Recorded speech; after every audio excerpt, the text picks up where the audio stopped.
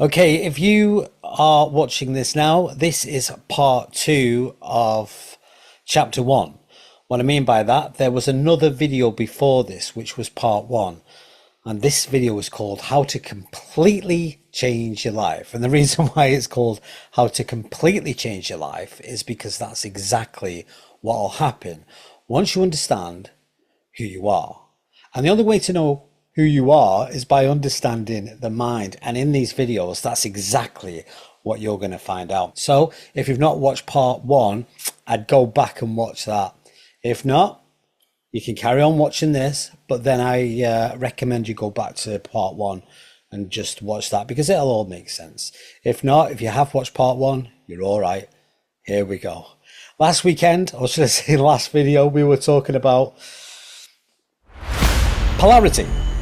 And what polarity means is you can't have one without the other. If you've got a problem, then there must be a solution. You can't have a left side unless there's a right side. If what goes up must come down. If you've got something wrong, then you can get it right. If you're not happy, then you can be happy. If you're poor, you can be rich.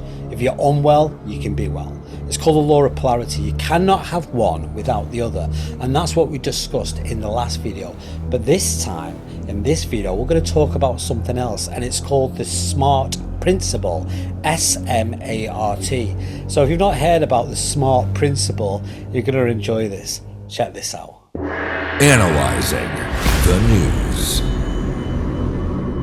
Okay, let's have a look. So the S.M.A.R.T principle is a simple guide to setting effective goals. That's what we were explaining on last week's video, or should I say last video. It wasn't last week, I only posted it 2 days ago. But either way, this is a great tool, a S.M.A.R.T process for you to specifically see what you have accomplished so far in your life. And you do this by using the process called S.M.A.R.T, S-M-A-R-T. The S stands for specific, M stands for measurable, A stands for attainable, R stands for realistic and relevant, and T stands for timely. And I'm going to go through that in a lot more detail for you now. So here we go. Remember, the S.M.A.R.T principle is a method that helps you set clear, realistic and achievable goals instead of a vague, unrealistic goals that can lead to frustration. The S.M.A.R.T goals provide a structure and direction, and that's what we want, isn't it? We just want direction, and it helps us go in the right direction if we've got direction to go by. And each letter in S.M.A.R.T stands for a key component of effective goal setting, like I mentioned before. So again, we start with the first one, and the first one is specific. That means you have to be specific. In other words, be clear about what it is you want. What is the goal you want? Excuse me. A good goal should be a clear, detailed one, answering an important question like, what exactly do I want to achieve? Or who's involved? Where will this happen? Or when will this happen? When will I be able to do this? Why is this goal important to me? An example of that could be if you use a vague goal like, I want to get fit. That's not very specific, is it? Being specific is by saying something like, I will exercise every day for 30 minutes, 5 times a week by jogging in the local park. See, that's being more specific. It's like saying, I want to be rich. That's not being specific. What is rich? Well, you could say, well, I want to earn £10,000 a month. Okay, that's more specific. You've got to be specific in your goals, and this is really important because if you want to change your life, you've got to program your mind, and the only way you can program your mind is by giving it direction. In other words, telling it exactly what it is you want it to do. So again, what do you want? Write down exactly what you want to accomplish. Be as detailed as possible to remove any confusion. At the end of the day, you're dealing with your mind here, and your subconscious mind listens to exactly what you say, so be very specific, or you'll end up getting the things that you don't want. Now think about the who, what, where, when, and why to make your goal more focused. Then there's the next step. So we understand being specific, be very clear on what you want. That's all it is. And then you've got part 2, which is measurable. Why is this important? Well, measurable tracks your progress, and a good goal should be measurable, meaning that you can track your progress and know when you've achieved it. This usually involves using numbers or percentages or milestones. An example of this, if you were vague, or it was a vague measurable goal, you could say, I want to lose weight. But if you're using the measurable aspect, a measurable goal will be, I want to lose 10 pounds in 3 months. See, that's measurable. By exercising and eating healthier meals. It's more descriptive, and you've given a timeline, you've measured it. You could ask yourself, how do I achieve this? You could use numbers to set a clear target or keep track of progress in a journal, maybe an app or a planner. You can set reminders or set smaller goals like checkpoints to stay motivated. An example could be losing 3 pounds per month. Now, obviously, a lot of people want to lose weight a lot quicker, and you can do that if you're very specific about what it is you want to do and the time frame it's going to take. And that's what measurable is. How long do you want it to take before you achieve it? Now, in a perfect world, you think, well, I want it now. Well, unfortunately, life doesn't work like that. You can control your life, but you can't make things happen now. It takes time. It's a process. So you've got to be realistic in that sense. How long is it going to take you? Then the third step is attainable. Now, attainable is just another word for achievable. Could you achieve it? Can you achieve it? The answer is, you can do anything you want. Do you think you can achieve it? Of course you can. If you're willing and you put the effort in, then by all means, that's exactly what will happen. Okay, so achievable. Set realistic goals. A goal should be challenging but possible to achieve within your current abilities. Now that's time and resources. If it's too difficult, you might feel discouraged or maybe give up, and probably that's what happens, because in most scenarios, if you don't get what you want immediately, we tend to get a little bit disheartened and then we lose interest, and that's not a good idea, really, is it? An example of this could be an unrealistic goal. This is what an unrealistic goal could be. I will run a marathon next month without training. Well, that's not going to make any sense, is it? You've got to put the effort in. So an achievable goal would be, I will train to run a 5k within 2 months and then gradually work towards a marathon within a year. Yeah, that's attainable. So how to achieve this? You've got to be honest with yourself about what's possible based on your schedule and abilities. Break goals into smaller, more manageable steps, because if you don't, it'd be far too overwhelming.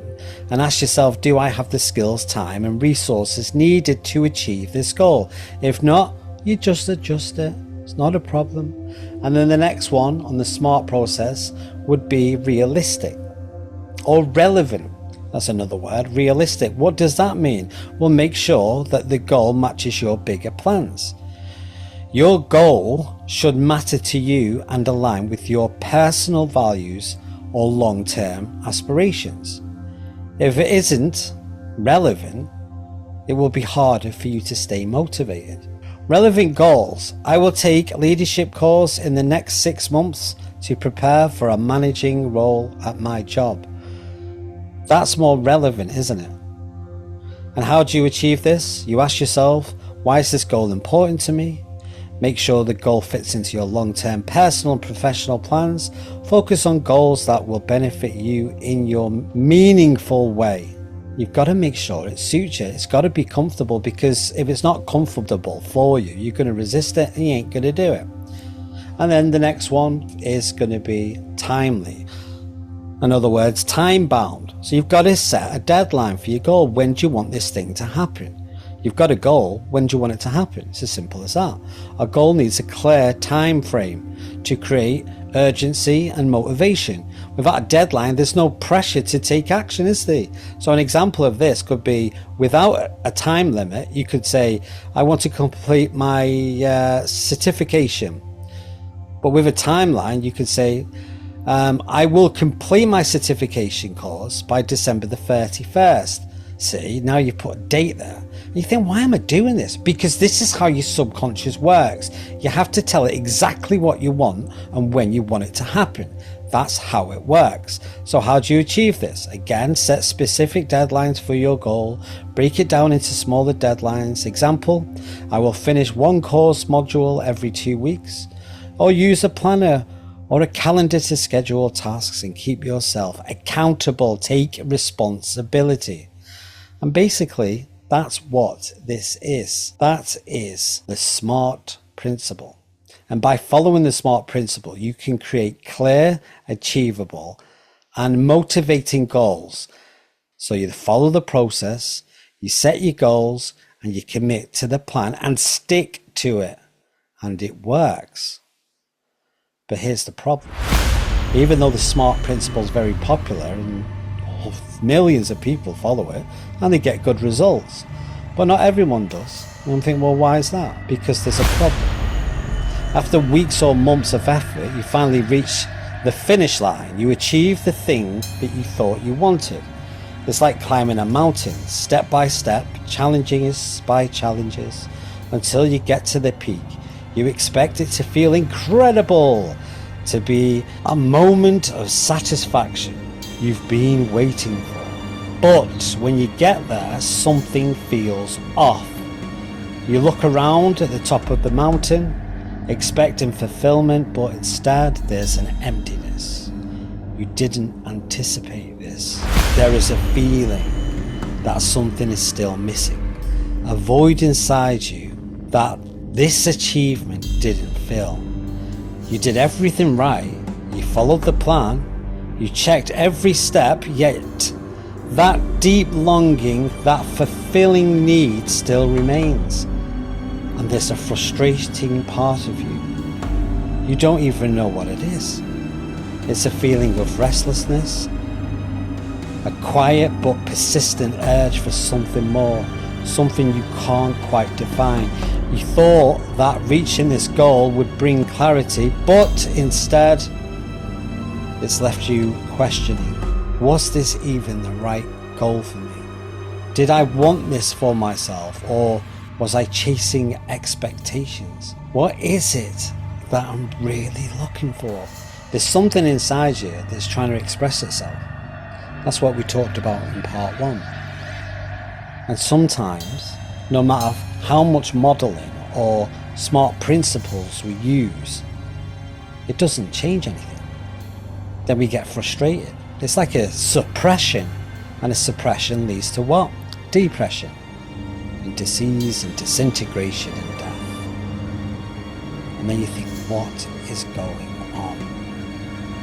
And the answer is fear. And this is very interesting. The thing that's stopping you from moving forward, the emotional or psychological state that's preventing you from reaching the vibrance of who you really are, is fear. What is fear? It's just another word for anxiety. Where did it come from? It started in the mind and it expresses itself through the body. And you're walking around feeling this sense of fear. And you might say, well, I'm not afraid of anything. But I imagine you will be. Because we're all afraid of something, especially of what people think of us. We're afraid of change. Did you know when you're trying to improve yourself, your body will try and resist because it's change, and your subconscious mind doesn't like change. It's all about fear. In the next video, we're going to look at this a little bit deeper, because fear is very much underrated.